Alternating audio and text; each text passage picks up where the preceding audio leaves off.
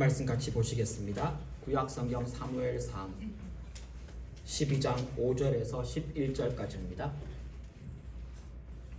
12장 5절에서 11절까지 앞에 준비되어 있는 표준 세번역으로 같이 5절부터 11절까지 읽겠습니다. 사무엘이 그들에게 말하였다. 너희가 나에게서 아무런 잘못도 찾지 못한 것에 대하여 오늘 주께서 증인이 되셨고 주께서 기름 부어 세우신 왕도 증인이 되셨다.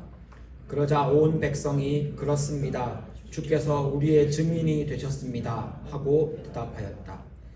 사무엘이 백성에게 말하였다. 모세와 아론을 세우시고 너희의 조상을 이집트 땅에서 데리고 올라오신 분이 바로 주님이시다. 그러니 그대로 서 있어라. 내가 너희에게 주께서 너희와 너희 조상을 구원하려고 하신 그 의로운 일을 주 앞에서 증거로 제시하고자 한다. 야곱이 가족을 데리고 이집트로 내려간 다음에 이집트 사람들이 야곱의 가족을 억압할 때에 그들은 주께 매달려 살려달라고 부르짖었다. 그래서 주께서는 모세와 아론을 보내셨고 조상을 인도해 내셨고 그들을 이 땅에 정착시키셨다. 그런데도 백성은 그들의 하나님을 잊어버리고 말았다. 그래서 주께서는 조상들을 블레셋 사람과 모압 왕과 하솔 왕 야빈의 군사령관인 시스라에게 넘기시고 우리 조상들을 쳐서 정복하게 하셨다. 조상들은 주께 살려달라고 부르짖으면서 우리는 주를 버리고 바알 신들과 아스타롯 여신들을 섬기는 죄를 지었습니다. 이제 원수들에게서 우리를 건져주시기 바랍니다. 그러면 우리가 주만을 섬기겠습니다. 하고 호소하였다. 주께서 이 호소를 들으시고 여룻바알과 베단과 사무엘을 보내셔서 사방으로 애워싼 원수들에게서 너희를 건져주셔서 안전하게 살 수 있도록 하셨다. 아멘. 사무엘의 오늘 이야기의 내용은 사무엘이 이스라엘 역사를 쭉 들면서 이야기하면서 고별 설교를 하고 있는 내용입니다. 사무엘이 이스라엘 백성들에게 마지막으로 당부하는 하나님 말씀이라는 뜻입니다. 이 고별 설교에는 여러 가지 내용이 담겨져 있겠지만 이번 주와 다음 주에 걸쳐 두 번에 걸쳐서 함께 내용을 생각해 보고자 합니다. 이 고별 설교의 가장 중요한 키워드는 아마도 잊지 말고 기억하라 라는 정도가 될 것 같습니다. 이 큰 주제를 가지고 잊지 말고 기억해야 될 첫 번째 내용은 오늘 살펴볼 지나온 길을 돌아보며 잊지 말고 기억해야 될 것, 그리고 다음 주에는 나아갈 길을 바라보며 기억하고 잊지 말고 기억해야 될 것에 대해서 함께 생각해 보게 될 겁니다.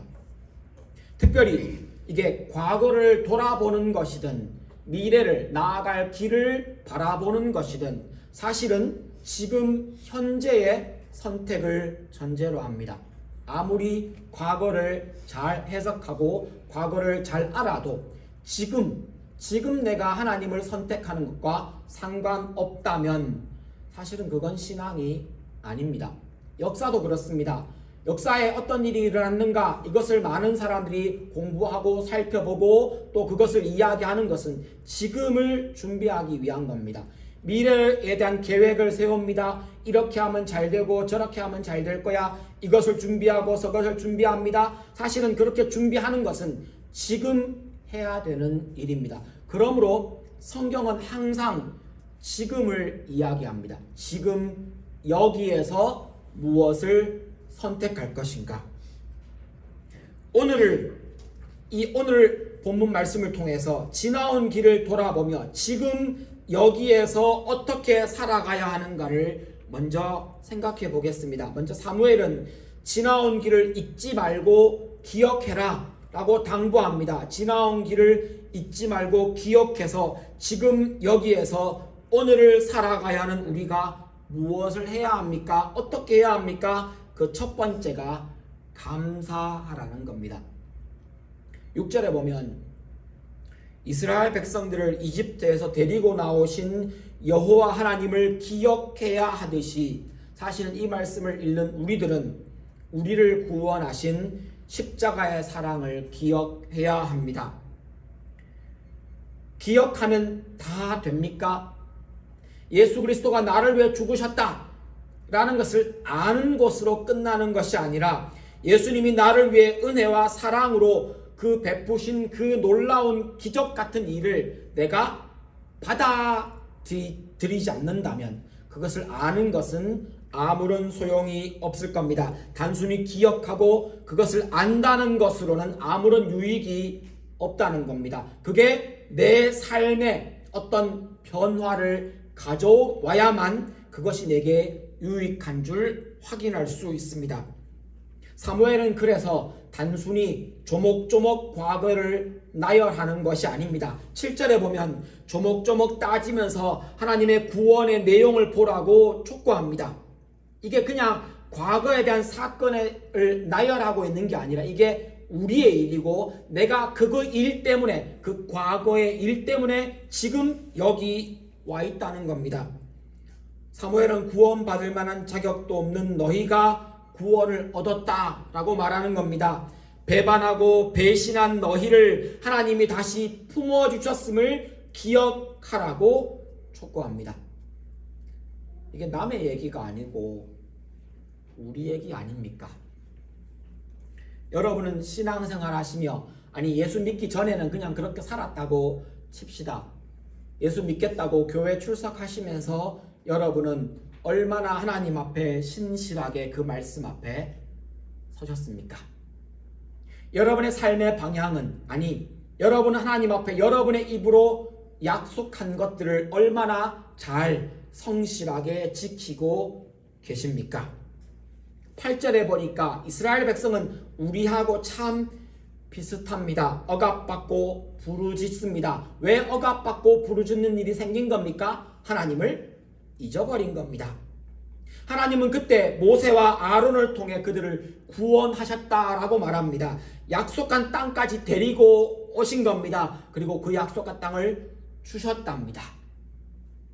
그들이 고통받고 부르짖은 것은 사실은 그들이 하나님을 떠났기 때문입니다.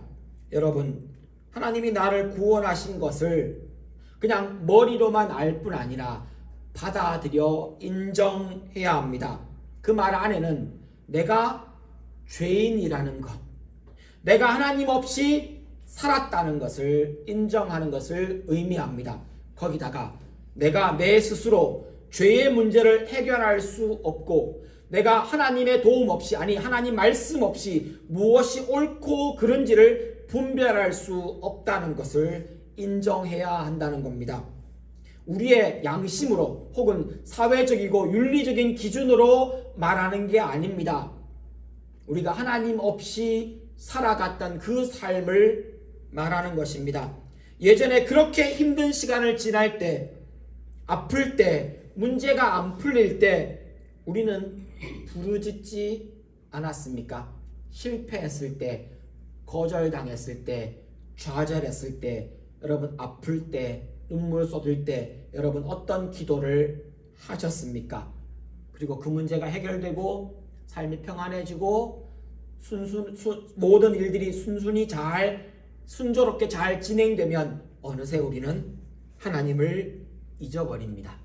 그러다가 인생에서 또다시 문제를 만나면 아차 하며 하나님께 구합니다. 하나님 제가 하나님 잊고 살았습니다. 하나님 이거 놓치고 살았습니다. 이걸 인정하라는 겁니다. 내가 얼마나 부족한 사람인지, 내가 얼마나 신앙 없는 사람인지 그걸 인정하고 하나님 앞에 다시 서라고 촉구하고 있습니다. 9절에 보면 그러나 이스라엘 백성은 하나님을 또다시 잊어버립니다. 방금 하나님 말씀을 듣고 하나님 이렇게 살겠습니다라고 다짐해놓고 어제 그저께 지난달에 1년 전까지만 해도 하나님 없이는 못 살겠습니다라고 말해놓고 일이 잘 풀리고 평안해지면 금세 하나님을 잊어버리는 것이 우리들의 본성입니다. 우리들이 그렇다는 겁니다. 이스라엘 백성이 그랬다라는 말뿐 아니라 내가 그런 사람이라는 겁니다. 그래서 하나님은 이스라엘 백성을 위해 사사를 보내셨고 그 사사시대 때 그 가나안 땅에서 하나님이 구원과 은혜를 다 잊어버리고 살아가는, 그러다가 블레셋과 모압과 시스라에게 어려움을 겪게 된 그들을 하나님은 다시 구원해 주십니다. 이 사실을 잊지 말라는 겁니다.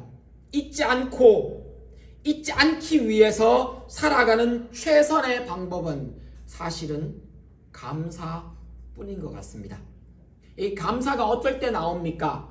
여러분, 성경에서 말하는 감사는 내게 이미 베풀어 주신 가장 기본적인 감사입니다. 하나님이 내게 베풀어 주신 과거에와 현재에 대한 이야기입니다. 내게 이미 베풀어 주신 것에 대해서 하나님이 주셨습니다 라고 말하는 것이 감사입니다.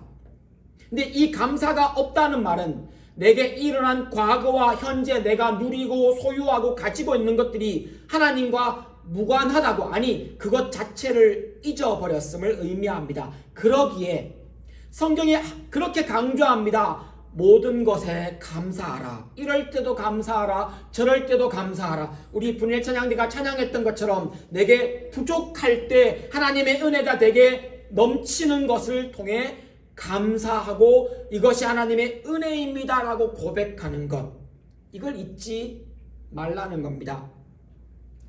오늘 본문 말씀에 사무엘이 백성들에게 요구하고 촉구하고 있는 것이 이 내용입니다.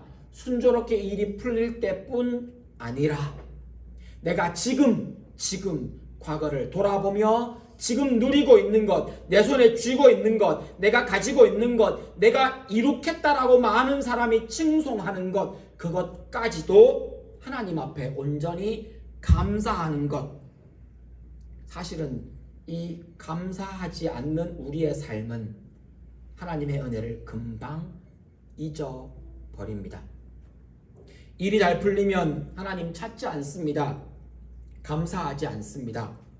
내가 능력 있고 내가 잘나서 다 잘 된 줄 우리는 금세 자만하며 교만해지는 사람들입니다. 그러다가 10절 말씀처럼 괴롭고 힘들면 다시 하나님 찾습니다. 그제서야 하나님 찾습니다. 이스라엘도 그랬지만 우리도 그런 사람입니다. 그때 죄 고백하며 회개하고 울고 금식하며 부르짖습니다. 이 문제만 잘 해결해 주시면 교회 열심히 나가고 헌금도 많이 하고 봉사도 하겠습니다. 하나님 이것도 하겠습니다. 저것도 하겠습니다. 하나님 이 병만, 이 어려움만, 이 위기만 넘기게 해 주십시오라고 하며 서원을 남발합니다. 우리만 그런 게 아니고 이스라엘도 그랬다는 겁니다. 이미 우리를 도와주시고 공급하시고 구원하신 그 하나님을 잊어버리고 세상을 따라가던 우리들이지만 11절 말씀처럼 하나님은 우리의 호소를 들으시고 다시 우리를 구해주시고 우리에게 도움을 주십니다.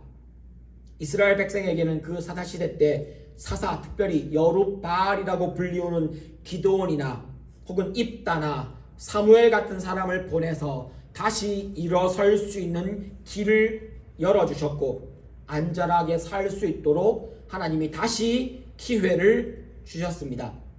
우리 인생도 그렇지 않습니까? 그 일을 금세 잊어버리고 세상 문화와 세상 즐거움을 따라가던 우리들이, 세상 방법으로 살아가던 우리들이 어려움을 만나고서야 하나님 앞에 다시 서게 된 것은 사실은 그것도 하나님의 은혜입니다.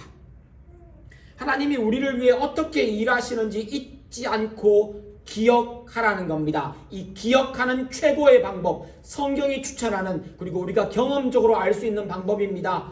최고의 방법은, 잊지 않고 기억하는 최고의 방법은 자꾸 되뇌이며 감사를 선택하는 겁니다. 감사를 선택한다는 말을 제가 여러분께 자주 드립니다. 감사는 선택입니다. 지나온 길을 돌아보며 하나님의 은혜를 잊지 않고 기억할 때 오늘을 신앙으로 살아갈 수 있습니다. 과거의 나의 실수, 나의 부족함, 나의 무능함에도 하나님이 여기까지 오도록 이끌어 주신 것은 온전히 하나님을 기억하고 교만하지 않았기 때문입니다. 잊지 않고 기억하기 위해서 감사를 선택하는 겁니다. 감사는 그때 하나님이 나를 구원해 주시고 내게 은혜를 베푸셨을 때 그때 한 번 하면 끝나는 게 아니라 감사는 매일매일 선택하는 삶의 태도입니다. 감사는 하나님께 대한 태도입니다. 감사는 내가 이 땅을 살아가는 삶의 방법입니다. 감사는 매일매일 하는 겁니다. 감사는 순간순간 내 삶을 바라보는 나의 가치관입니다. 하나님이 주셨다. 하나님이 이끄셨다. 하나님 감사합니다. 이게 우리가 세상을 바라보는, 우리가 나의 과거를 바라보는, 우리가 나를 바라보는 시각이며 삶을 대하는 태도가 바로 감사라는 겁니다. 감사는 환경과 조건이 맞아야 할 수 있는 반응이 아닙니다. 좋은 일이 있으면 감사하고 일 잘 되면 감사하고 이건 그냥 세상 사람들이 말하는 감사이겠지만 성경이 말하는 감사는 그게 아닙니다. 태도입니다. 하나님을 대하는 태도입니다. 하나님께 감사한다는 건 하나님이 이미 주신 것에 대한 감사이기도 하지만 하나님이 나를 도와주시는 분이라고 하는 신앙 고백이 여기에 담겨져 있습니다. 그러기에 여러분 감사는 적극적으로 선택하셔야 합니다. 우리 앞에 늘 이 선택이 놓여져 있습니다. 감사할 것인가 잊어버릴 것인가. 이게 매일 우리들이 선택해야 되는 선택의 내용입니다. 매 순간마다 선택해야 되는 내용입니다. 우리의 과거를 돌아보며 우리가 선택해야 되는 내용입니다. 감사를 선택할 것인가 잊어버릴 것인가. 하나님이 내게 베풀어 주신 은혜를 감사라는 삶의 태도, 하나님에 대한 태도로 받아들일 것인가 아니면 하나님이 내게 베풀어 주신 그 은혜를 잊어버리고 살아갈 것인가. 여러분이 선택하십시오.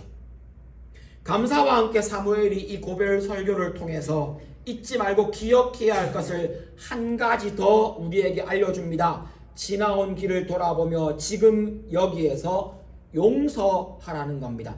본문의 사무엘의 말에 드러나는 이야기가 아닙니다. 오늘 본문처럼 고별 설교는 성경에 여러 군데서 나옵니다. 신명기 31장 같은 데에서도 모세도 고별 설교를 합니다. 여호수아 23장 24장에서도 여호수아도 고별 설교를 합니다. 모세, 여호수아, 사무엘 모두 하나님이 우리에게 지금까지 어떤 일을 행하셨는지 잊지 말고 기억하라고 당부하면서 고별 설교를 합니다. 하나님 말씀을 지키고 순종해라 너무너무 강조합니다. 그런데 사무엘의 이 고별 설교에는 모세나 여호수아가 고별 설교를 하는 부분과 좀 다른 내용 하나가 들어가 있습니다. 12장 3절에 보면 사무엘이 말합니다. 내가 누구의 소나 나귀를 빼앗았거나 누구를 속이거나 억압했거나 뇌물을 받고 잘못을 눈감아 준 것이 있다면 고발해라. 많은 사람 앞에 공개적으로 자기의 잘못이 있는지를 묻습니다. 그러다 4절 말씀에 백성들은 사무엘이 자기들에게 그런 악을 행한 적이 없다라고 말합니다. 5절에는 사무엘이 하나님과 사울 왕을 증인으로 세웁니다. 그리고는 하나님과 사울 왕 앞에서 자기가 권력을 사용해서 악을 행하지 않았다고 확증합니다. 지나온 길을 돌아보면서 어떤 지나온 길입니까? 이 지나온 길은 내가 사람들을 대했던 이야기입니다. 그 얘기를 하면서 백성들에게 묻고 대답하는 과정을 밟습니다. 여러분 여기에서 사무엘이 이 얘기를 하고 있는 것은 사실은 사무엘이 백성들에게 진짜 큰 상처를 받았기 때문입니다. 그냥 묻고 있는 게 아닙니다. 나 괜찮은 사람이야 이 얘기를 하고 있는 게 아닙니다. 그 이상입니다. 사무엘상 우리는 지금 12장을 보고 있지만 8장에 보면 이스라엘 장로들과 백성들의 대표가 사무엘에게 가서 말합니다. 어르신은 사무엘에게 하는 말입니다. 어르신은 늙으셨고 그 자녀들은 하나님 말씀 안 듣고 엉뚱한 짓을 많이 합니다. 그런데 우리에게는 전쟁에 나가서 우리를 위해 싸워줄 젊고 힘있는 왕이 필요합니다. 우리를 위해 우리를 다스릴 왕을 세워 주십시오. 근데 이 말이 그냥 단순히 우리에게 왕이 필요합니다라는 말이 아닙니다. 이 말은 사무엘 당신의 시대가 끝났으니 이제 당신 말고 우리도 이방에서 그러는 것처럼 우리와 함께 해줄 젊은 왕, 힘있는 왕, 우리 앞에 나서서 싸워줄 왕을 세워주십시오라고 요구했던 겁니다. 이 말이 사무엘에게 깊은 상처가 된 겁니다. 6절에 보면 이 말을 들은 사무엘이 마음이 상했다라고 콕 찍어 말합니다. 마음이 상한 겁니다. 그 상한 마음을 어찌할 수 없어 사무엘은 하나님 앞에 기도했답니다. 여러분, 우리 마음 상한 일이 있을 때 우리의 믿음의 선택 중에 하나는 기도하는 것 아닙니까? 기도하면 이렇게 기도할 겁니다. 하나님, 저 인간이 나를 무시합니다. 하나님, 저 나쁜 놈이 나한테 이런 말을 했습니다. 하나님, 나름대로 나는 최선을 다했는데 하나님, 거절당했습니다. 나는 그 사람에게 진심으로 다가갔는데 그 사람이 나를 찾습니다. 하나님, 내가 뭐 잘못했다고, 하나님, 내가 뭘 그리 잘못했다고 이런 어려움을 겪어야 합니까? 울분을 토하기도 합니다. 신뢰하던 사람에게, 사랑했던 사람에게 거절당하고 거부당해 보셨습니까? 깊은 상처를 받으셨을 겁니다. 바로 사무엘이 그 상처를 받은 겁니다. 더 나아가서 사무엘은 이스라엘 백성들을 신앙으로 가르치는 사람이었습니다. 사무엘은 오늘 본문 말씀에서 찾아보았던 것처럼 진짜로 성실하게, 사무엘이 어떤 사람입니까?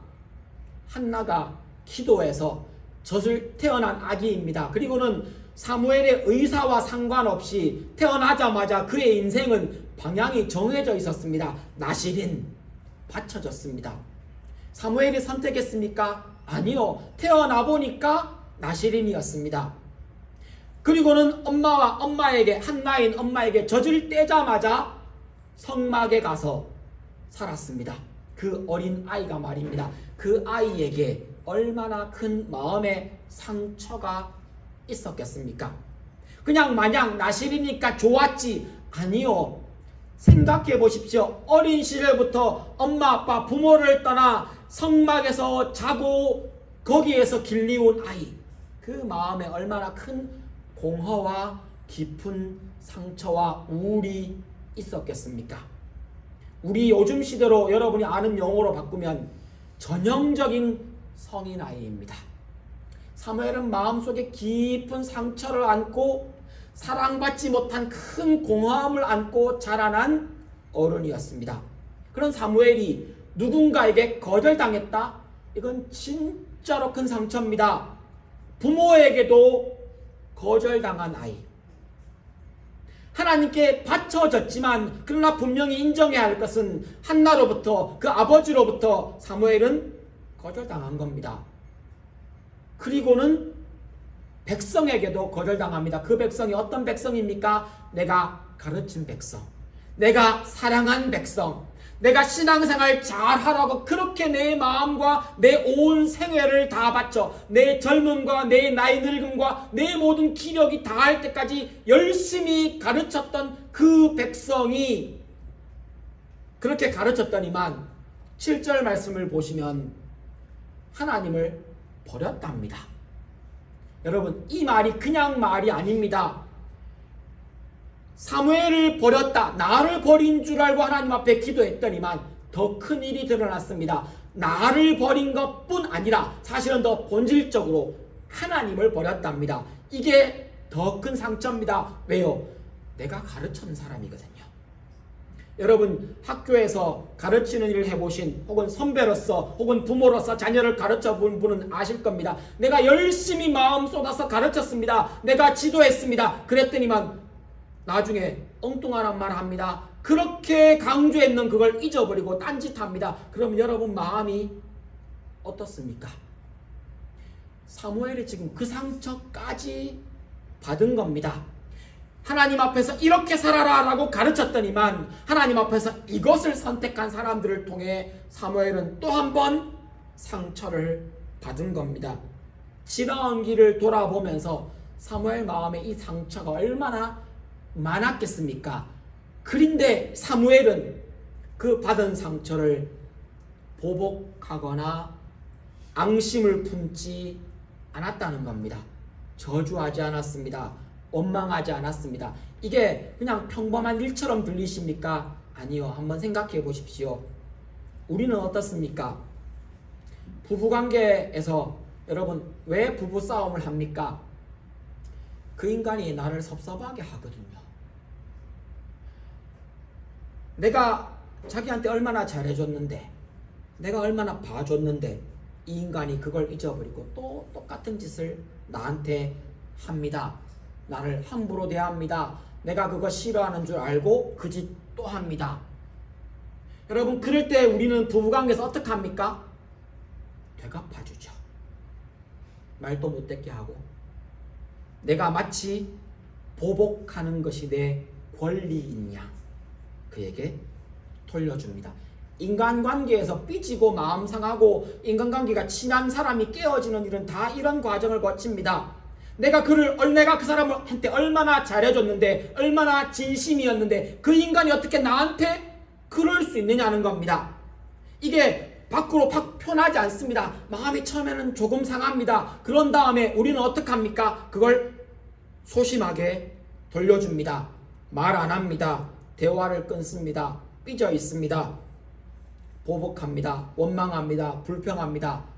말해야 할 때 좀 못되게 한마디 더 보태 말합니다. 굳이 안 해도 되는 말, 옛날에 있었던 일, 한 달 전의 일, 두 달 전의 일, 일주일 전의 일, 1년 전의 일, 10년 전의 일, 그게 또 상처가 되어서 마음에 떠오르니까 그거 한번 살짝 보태가지고 던져줍니다. 그럼 상대방도 삐지고 아프겠지요. 그걸 다시 내게 다른 것으로 되갚아줍니다. 이게 관계가 깨어지는 과정입니다. 사무엘은요, 충분히 이스라엘 백성들에게 되갚아줄 수 있었습니다. 원망할 수 있었습니다. 아니, 가르치면서 너희들이 어떻게 나한테 그럴 수 있느냐라고 말할 수 있었습니다. 그런데 사무엘서에는 사무엘이 그런 말 한마디 한 적이 없습니다. 오히려 묻습니다. 내가 너희들에게 억울함을 당하게 한 적이 있느냐? 너희들의 것을 빼앗은 적이 있느냐? 내가 힘 있다고 너희들을 억울하게 만든 적이 있느냐? 내가 너희들에게 어떤 사람한테 뇌물을 받고 잘못된 결정을 내린 적이 있느냐? 내 평생에 만약에 그런 일이 있다면 내가 다 갚을게. 사무엘이 이 말을, 여러분, 이 태도를 용서라고 부릅니다. 여러분이 혹시 이 말이 용서라는 것이 와닿지 않으신다면 여러분이 가지고 있는 이 용서라는 개념을 다시 정의할 필요가 있습니다. 용서는 되갚지 않는 겁니다. 용서는 그 사람이 내게 잘못했습니다. 마음이 상하면 말 안 하고 대답 안 하고 못된 말 골라서 하고 차갑게 퉁명스럽게 대하는 우리가 내가 상처받은 것에 대해서 그 사람에게 상처 돌려주지 않는 것, 이게 용서입니다. 네가 나를 아프게 했으니 나도 너를 아프게 하겠다. 이렇게 하지 않는 것이 용서입니다. 마치 보복을 정당화하면서 내가 이렇게 아팠다면 너도 조금은 아파야지 라고 하며 내게 권리가 있는 것처럼 그 권리를 주장하는 우리들의 삶을, 그 방법을, 그 태도를 내려놓는 것이 용서입니다. 그러므로 용서는 내게 상처 주는 어떤 사건이 생겼습니다. 그럼 그 사건을 더 이상 문제 삼지 않겠다라는 게 용서입니다. 많은 사람들이 오해하는 게 어떤 것인가 하면 화해를 용서라고 생각합니다. 머리로만 용서를 해본 겁니다. 머리로만 용서를 받아본 겁니다. 화해는 어떤 문제가 생겨 내게 상처를 주었습니다. 그러면 그 사건이 그 사건 있었던 이전으로 돌아가는 것을 용서라고 사람들이 오해합니다. 아니요, 이전 사건으로 돌아갈 수 없습니다. 그 사건은 이미 일어났고 그건 내게 상처를 주었고 지금도 문제로 발생하고 있습니다. 이전으로 돌아가는 것은 화해입니다. 그 사건은 생겼고 내게 상처가 있습니다. 그 상처를 그대로 안고 살아가는 것이 용서입니다. 여러분, 용서와 화해를 구별하십시오. 거절당하고 버림받은 상처가 아직 아물지 않았습니다. 그 아물지 않은 상처를 안고 불편하고 아프지만 되돌려주지 않는 것, 요게 용서입니다. 문제 삼지 않겠다. 하지만 네가 나를 아프게 했기 때문에 내가 너를 보는 것이 불편하다. 그래서 너와 나의 거리를 좀 두자. 요게 용서라는 겁니다. 여러분, 우리가 성경에서 말하는, 율법에서 말하는 용서는 여기까지입니다.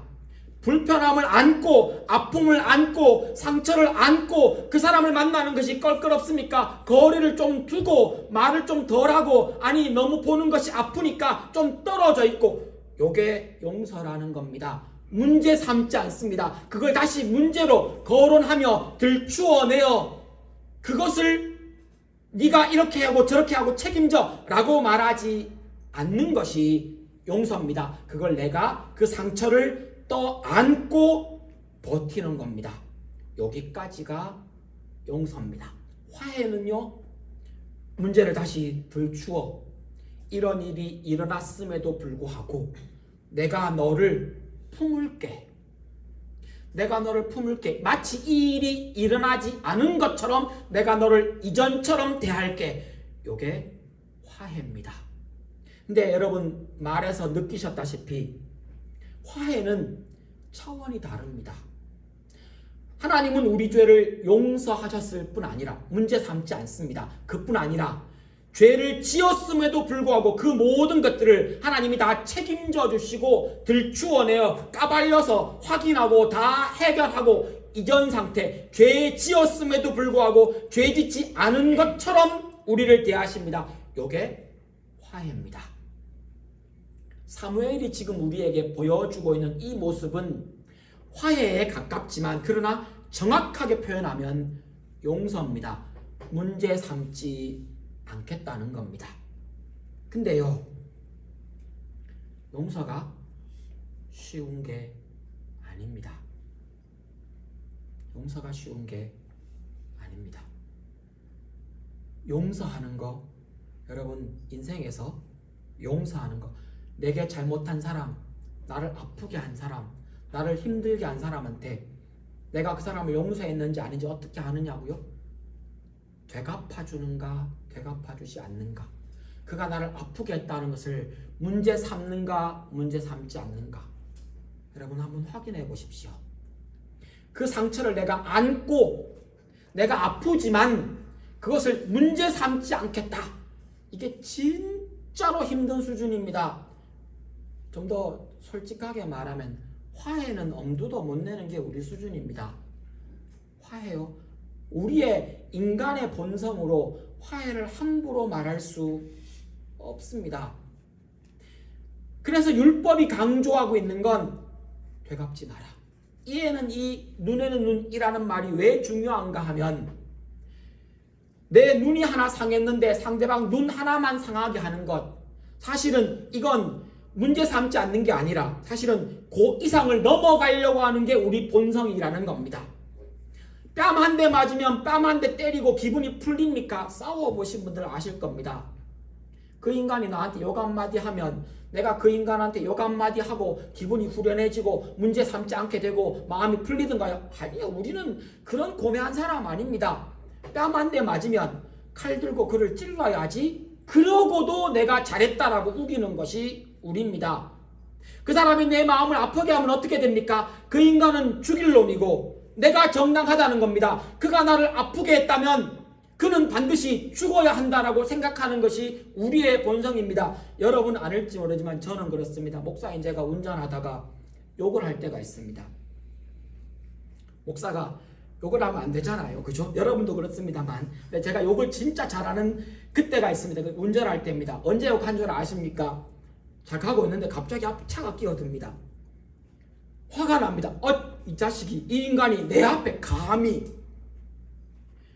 끼어들 수 있잖아요. 근데 그게 용납이 안 됩니다. 화가 난 겁니다. 왜요? 내가 내 영역을, 내 가는 길을 방해받고 침해받았다라고 생각하는 순간, 사실은 내가 좀 놀란 것 말고, 혹은 내 가는 길에 시야가 좀 가린 것 말고 물리적으로 손해본 것도 없습니다. 그런데 그 순간에 욕을 합니다. 뭐라고 욕합니까? 나는 괜찮은 사람이고 나는 훌륭한 사람인데 너는 나쁜 놈이고 너는 죽일 놈이고 너는 몹쓸 놈이고 너는 무능한 놈이고, 욕의 의미가 그런 것들 아닙니까?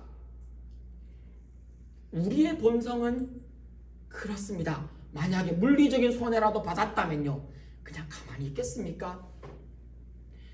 이게 용서하는 것도 우리에게 얼마나 어려운지를 말해주는 대목입니다. 사무엘이 지금 이걸 하고 있는 겁니다. 그렇게 상처받고 그렇게 무시당하고 그렇게 거절당한 사무엘이, 그것도 사무엘이 지금 아직은 힘이 있습니다. 사사로, 제사장으로 많은 백성들 앞에서 많은 장로들과 리더들을 다 한 번에 불러 모을 수 있는 리더입니다. 아직 그 자리에 있는 사무엘이 자기에게 상처 준 그 사건을 문제 삼지 않습니다. 용서는 문제와 상처를 내가 안고 살아가겠다 라는 것이고, 화해는 그 문제를 해결하고 상처를 치유하고 관계까지 회복시키겠다 라는 것입니다.